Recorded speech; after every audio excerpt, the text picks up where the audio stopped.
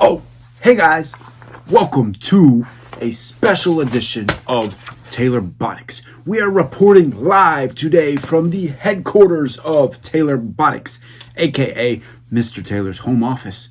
Today we have a special report for you. You have already learned about the touch sensor, about the gyro sensor, about the ultrasonic sensor, but today we are going to learn about the color sensor. What does the color sensor do? How do you program the color sensor?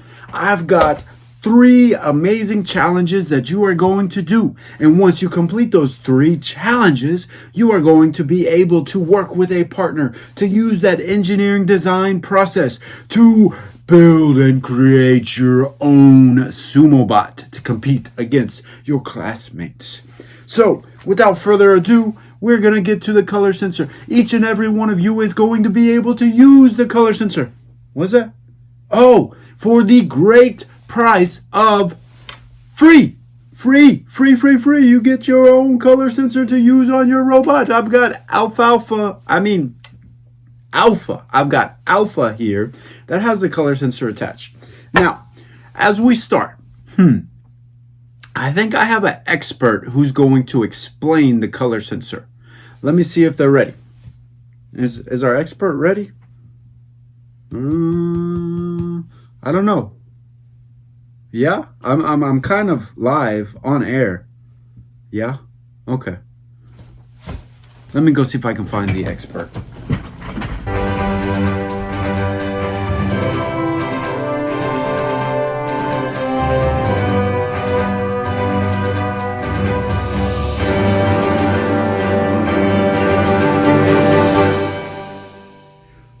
Alright guys, look, I found our expert, Clayton, the Taylorbotics spokesperson. Turns out he was actually napping on the job. Yeah, you were napping on the job, bud. So, we're learning about the color sensor. What is the color sensor? Well, Clayton, sir, what is the color sensor? Oh, seems like he forgot. Maybe he didn't read the hyperdoc or follow the instructions. Oh, Clayton, what's the color sensor? Oh, he's happy about it. He likes the color red, so that's a plus.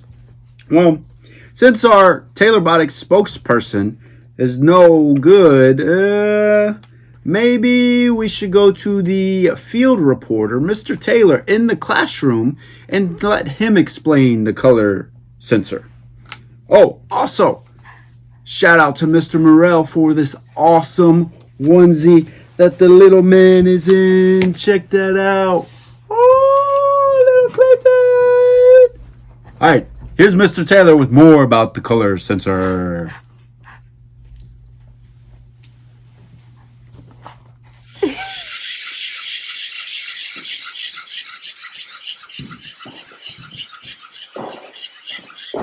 What's up, guys? So, Brock Lesnar. What is Brock Lesnar doing? He's following a line. How is Brock Lesnar following his line? The color sensor. How does this work? Well, you've got a very light space right here, this white. Then you've got a dark line. So it is reflecting, it's sending light out, reflecting it, and it's hitting the surface, and then it's reading. So I have it set to whenever it is seeing the light, so a higher percentage of light, being the white, it's going to turn back that way. Whenever it's seeing the dark, a lower percentage of light, it's turning back that way. And then it's just going. So one thing that's really important is, let's take a look at this. You can see how close that is to the ground. Now, this is crucial. If it is too far up, the sensor's not going to be accurate. If it's too far down, it's not going to see anything. So let's take a look at how to install it on one of the robots you'll be using. All right, so how am I going to install the color sensor to my robot? So I got Alpha here with me. I've got input cord, I've got our color sensor, I've got a hex key or a hex peg, one end.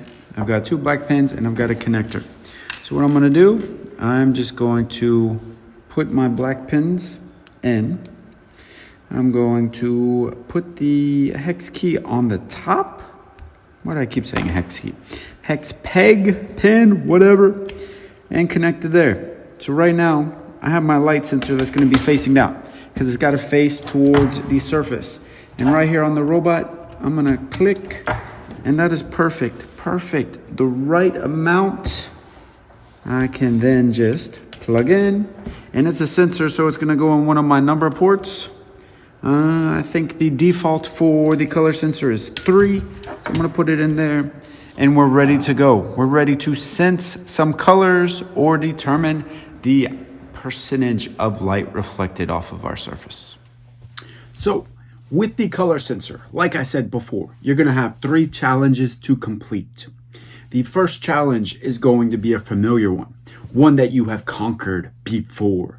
The first challenge is the maze. But the maze is gonna look a little different. You're gonna have red and black tape, and you're gonna have to use the color sensor to get your robot to turn one direction when it sees one color tape and the other direction when it sees the other. And you'll be able to get it through. Now, all of this is gonna be laid out in the HyperDoc. The HyperDoc, yes, you guys love HyperDocs. But one thing you'll notice is I have taken away flowcharts. No flowcharts for this project. All you're gonna have to do is a screenshot and a video for each challenge. You're welcome. I took a poll, and I think the majority of the class said no flowcharts. So it's a democracy here. The next challenge that you will have to do will be the race course. And I think we have a commercial from our sponsors about the race course. Let's check it out.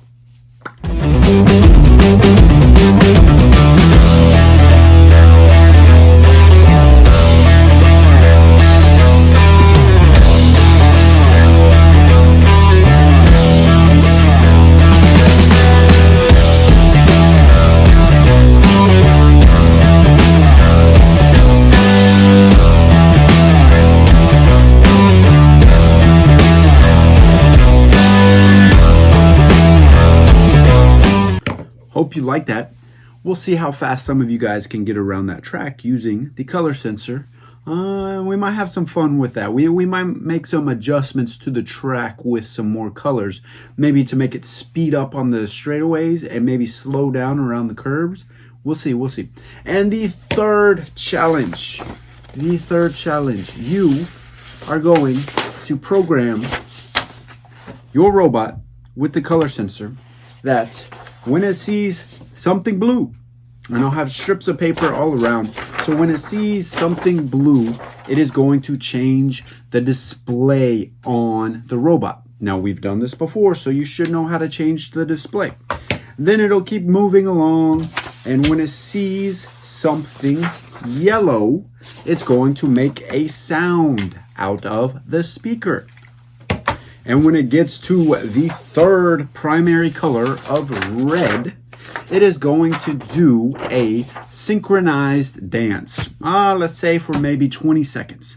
20 seconds, so make it spin around, do some donuts, do whatever you want. So, vision or an image on the screen, a sound, and then a dance. All programmed using the color sensor for it to sense that, because the color sensor takes the input and then whatever you have it coded for afterwards, it's going to do. So those are the 3 challenges. Everything is in that HyperDoc. Ding! Once you've completed those 3 challenges, then you get to begin your engineering design process to build a sumo bot to compete. You will want to follow the directions on the HyperDoc to program your color sensor that when it sees that black tape, it's going to back up And you can have it turn, you can have it do whatever. You will have to have at least one other sensor on your SumoBot along with the color sensor. There are some other constraints and parameters, so make sure that you follow the HyperDock as closely as possible. If you have any questions, always talk to me, Mr. Taylor, and I will help you in any way you can. So I hope you have enjoyed this segment of Taylorbotics. Over and out.